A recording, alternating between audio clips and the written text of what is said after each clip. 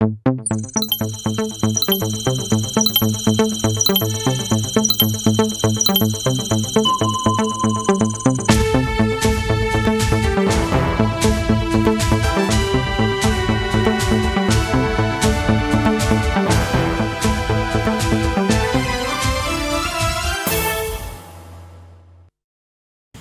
Conseil constitutionnel a reçu aujourd'hui des mains des responsables de la CIL, Commission de l'informatique et des libertés, les derniers rapports de travaux de l'institution. Les activités des années 2018 et 2019 ont été résumées. Conférence de presse commune de l'UNDD et du FPR, les représentants de ces partis politiques ont réagi après avoir reçu les correspondances du ministre de l'administration territoriale rappelant leur appartenance à l'opposition politique et d'État dans ce journal. Et puis, dans le reste de l'actualité, le nouveau président nigérien Mohamed Bazoum a été investi aujourd'hui après avoir remporté la présidentielle. Nous sommes le lendemain d'un coup de force avorté. Alors, cérémonie de prestation de serment bien blindée à suivre dans ce journal. Bonsoir à tous et bienvenue. Je vous disais donc un titre, la Commission de l'informatique et des libertés CIL en visite ce matin au Conseil constitutionnel. La CIL est allée présenter ses rapports d'activité 2018 et 2019, un devoir juridique donc ainsi accompli. Le point de cette actualité avec Abdourahim Tabsoba et Nelly Tabsoba.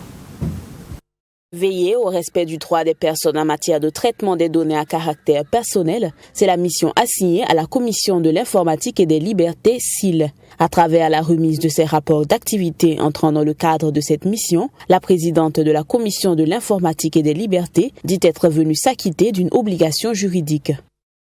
C'est une obligation qui nous est faite par la loi. L'article 45 de la loi 010 portant protection des données à caractère personnel, de remettre chaque année au président du FASO, au président de l'Assemblée nationale et au président du Conseil constitutionnel ce rapport-là qui fait état des activités que la Commission mène dans le cadre de ses missions.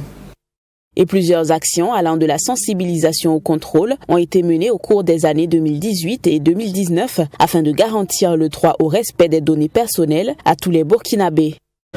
La Commission de l'informatique et des libertés a une mission principale, celle de veiller au respect des droits des personnes en matière de traitement des données à caractère personnel.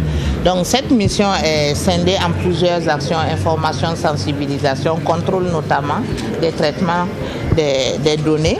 Et ce sont entre autres ces actions qui sont déclinées et que nous avons menées au cours des années 2018 et 2019 et dont nous rendons compte dans ces rapports-là.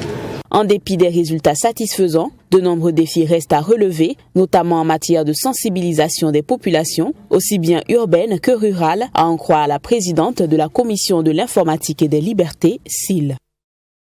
Conférence de presse animée conjointement par le Front patriotique pour le renouveau FPR du Dr Aristide Ouedraogo et l'Union nationale pour la démocratie et le développement UNDD de Herman Yamego. Sujet en question, les correspondances que les deux partis ont reçues du ministre de l'administration territoriale, rappelant donc leur appartenance à l'opposition politique. Les deux partis ne refusent donc de s'affilier à l'opposition. On voit tout cela dans ce point fait par Yassine Sawadgo.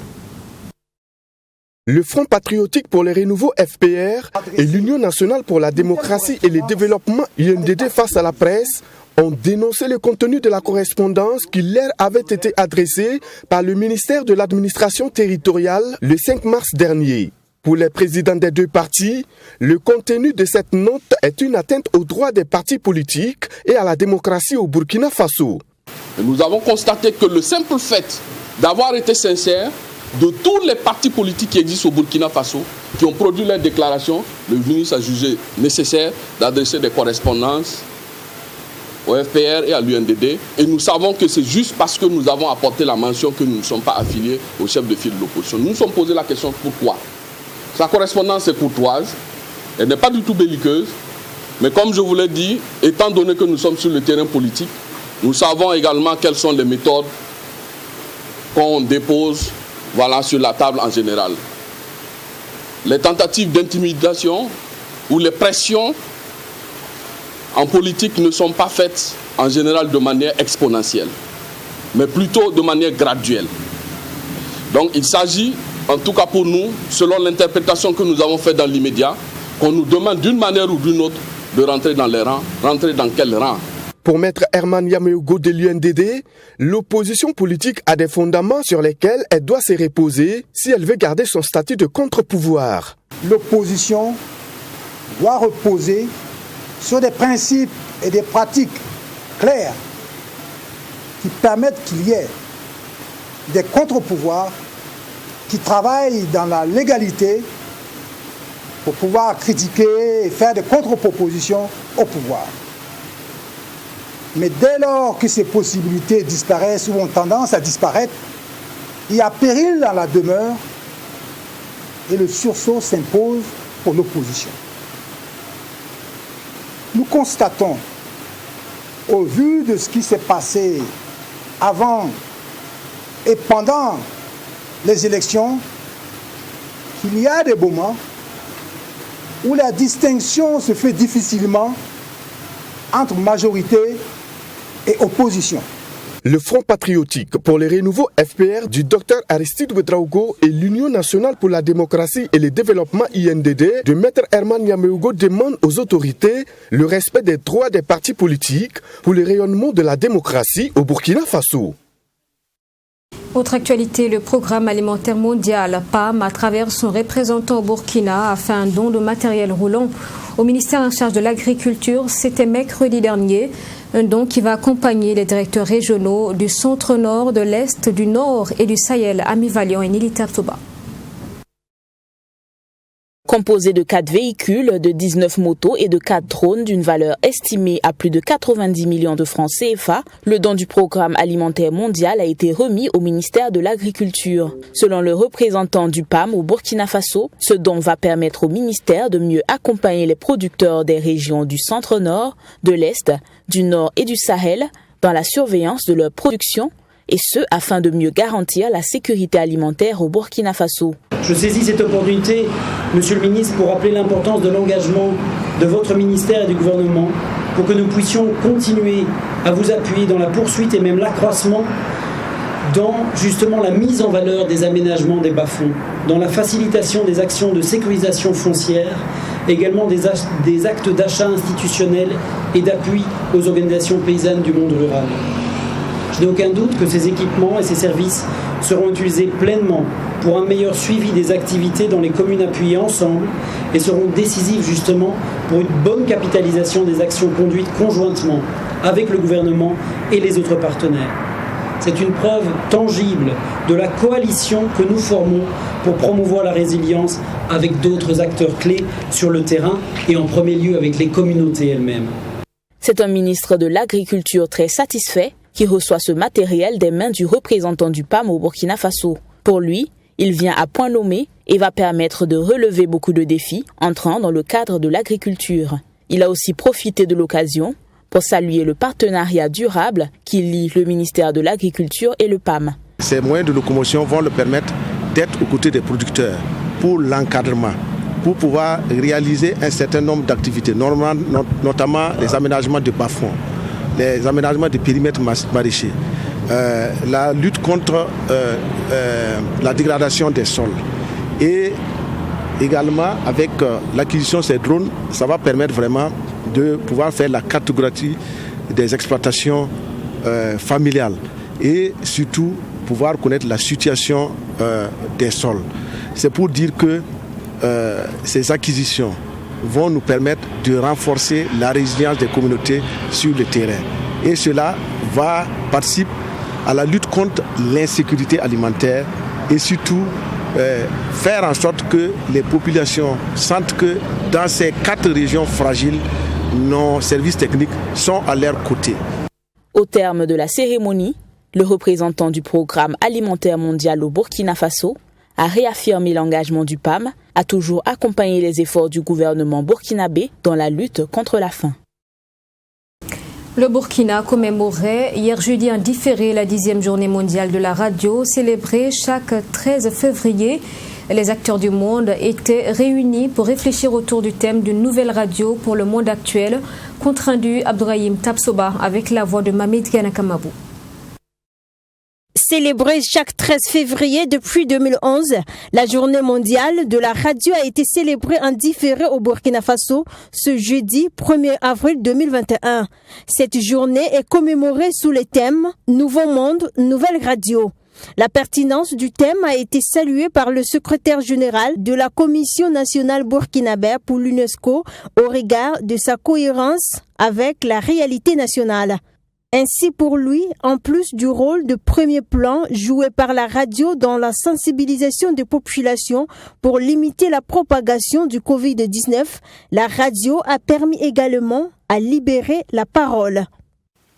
Sans la radio, en effet, le droit à l'information, la liberté d'expression et avec elle les libertés fondamentales seraient affaiblies. L'UNESCO appelle ainsi chacune et chacun à célébrer la journée de la radio et ses valeurs et à promouvoir l'information fiable en tant que bien commun. Mais au regard de ce tableau reluisant, le domaine de la radio connaît des difficultés, souligne le ministre de la Communication, par ailleurs patron de la présente cérémonie. Et pour lui, c'est l'occasion pour les différents acteurs de travailler davantage afin de donner à la radio ses lettres de noblesse.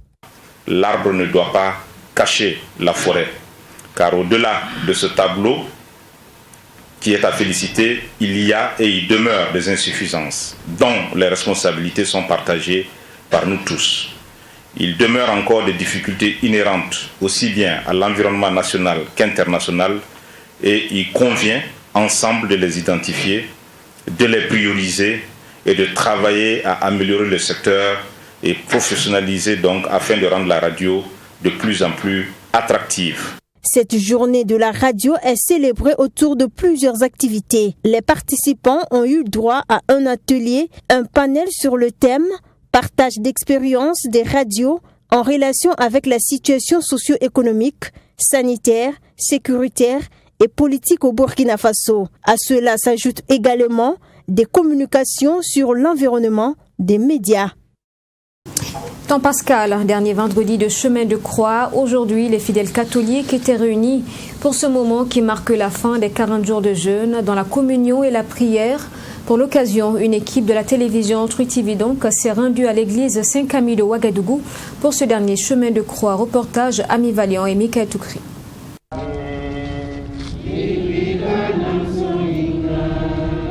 Tout en commémorant la passion du Christ en 14 moments particuliers, selon le père Pierre Naré, après sa condamnation à mort, le Christ aurait porté lui-même sa croix sur laquelle il allait être crucifié. Et pour lui, ce sont des moments importants pour tout fidèle catholique. Si vous avez bien remarqué, durant tout ce temps de chemin de croix que nous venons de vivre, ils sont venus nombreux parce qu'ils savent ce qu'ils cherchent, ils ont leur foi en Dieu. Ils ont tiré bénéfice. Puisque c'est un temps favorable que le Seigneur nous donne. Et pour ce temps, il faut vraiment le saisir. Les fidèles ont essayé mieux de s'approcher durant ce temps au sacrifice, au sacrement de la réconciliation. Je pense que cela a porté fruit. Si on n'a pas pris la conversion à cœur, il serait difficile pour eux de s'approcher du Seigneur pour avoir sa miséricorde, parce que ça a été bénéfique pour nous. Les fidèles, quant à eux, ce jeûne de 40 jours leur a permis de se rapprocher davantage du Seigneur. Une période qui a permis de fortifier leur foi chrétienne et qui a permis aussi de prendre de nouveaux engagements.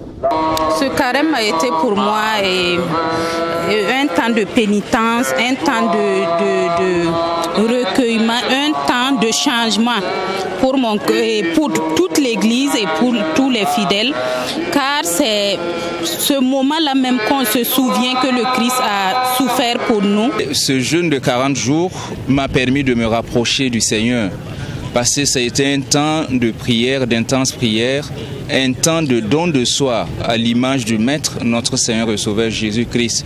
Et la fréquentation des sacrements m'a permis vraiment de plus m'approcher du Seigneur et de mes frères.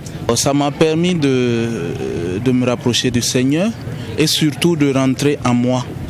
pour me poser beaucoup de questions assez fondamentales sur ma vie, sur comment je chemine avec Jésus. À la fin du chemin de croix, le prêtre de l'église a exhorté les fidèles chrétiens à une célébration de la fête pascale dans la prière afin que la pandémie qui sévit toujours dans le monde puisse être vaincue. Il a également invité les fidèles à prier pour tous les malades. Course cycliste à l'occasion de la semaine régionale du Centre-Nord. L'activité a rassemblé plusieurs personnes à la place du défilé de Kaya pour regarder et soutenir 23 coureurs en compétition. Abdul Karim Bagayan a réussi donc à se démarquer de la plus belle des manières. Image dans cet élément. C'est un circuit fermé de 10 km que les cyclistes, tous de la région du Centre-Nord, ont parcouru à 3 reprises. Prenant la tête dès le départ, Abdul Karim Bagayan a gardé le cap jusqu'à la fin de ces 30 km. D'abord, je veux remercier ceux qui ont organisé la fête et puis nous prendre en charge de venir faire cette compétition. Je suis vraiment heureux de m'avoir participé. Effectivement, moi je ne faisais pas beaucoup d'entraînement, donc j'étais m'occuper de faire un peu, c'est-à-dire en classe d'examen, et je n'arrive pas à faire beaucoup d'espoir, entraînement quoi. Le premier responsable du conseil régional du Centre-Nord et président du comité d'organisation se dit très satisfait de la bonne tenue de cette activité inscrite à cette 4e édition. Nous avons inscrit cette activité parce que, pour ceux qui savent, le Centre-Nord est une pépinière en matière de cyclisme pour le pays. Donc nos cyclistes ont alimenté les étalons et c'est pourquoi ces derniers temps ça ne marchait plus. Donc nous avons voulu vraiment réveiller cette activité-là et en permettant donc à nos cyclistes de toute la région, ils sont venus de Boulsa, de Kongoussi et de la région de San-Matenga. Donc pour cette 4e édition, cette course cycliste, vous avez vu, vraiment nous étions admirablement étonnés. Et finalement, c'est des professionnels et je pense que très bientôt, nos hommes, comme d'habitude, pourront rejoindre donc la grande équipe nationale. Un rappel, 23 coureurs ont pris part à cette course cycliste. Le vainqueur à cette édition est reparti avec une enveloppe de 75 000 francs et le deuxième 50 000 francs. Tous les participants à cette course ont vu leurs efforts récompensés avec un prix d'encouragement. Dans le reste de l'actualité au Niger, le nouveau président élu, Mohamed Bazoum, a été investi aujourd'hui. C'était en présence de nombreux chefs d'État. Le 10e président de la République du Niger a prêté serment sous une très haute sécurité au lendemain donc d'une tentative avortée de coup d'État. Adams Khaled Ouedraogo. Nous, Mohamed Bazoum, président de la République élu conformément aux lois, jurons solennellement sur le livre saint de respecter et faire respecter la Constitution que le peuple s'est librement donnée. Par cette formule, Mohamed Bazoum est officiellement investi nouveau président démocratiquement élu du Niger. Une cérémonie d'investiture qui est historique à plus d'un titre car elle consacre l'alternance démocratique au Niger. C'est la première fois donc depuis 60 ans d'indépendance qu'un président élu passe le flambeau à un autre désigné par les urnes. Mohamed Bazoum prend officiellement les rênes du pays dans un contexte où le Niger fait face à 3 crises majeures. D'abord celle politique qui a été mise à nu avec le boycott de la première session parlementaire par les 53 députés de l'opposition le 25 mars dernier. Ensuite, il y a le défi sécuritaire lié au terrorisme qui a fait plus de 200 civils tués dans 2 attaques dans les régions de Tillabéri et de Tawa. À peine installé, Mohamed Bazoum doit également faire face à une tentative de putsch perpétrée mercredi dernier. En rappel, le nouveau président du Niger a été élu à l'issue d'un second tour de l'élection présidentielle du 22 février 2021 avec un taux de 55,75% des voix. Cette cérémonie d'investiture a connu la présence de nombreux chefs d'État, parmi lesquels le président du Faso Roch Christian Kaboré, arrivé à Niamey hier jeudi. Au Mali, remise d'un euro symbolique au pays et à la communauté internationale par le Fonds au profit des victimes de la CPI.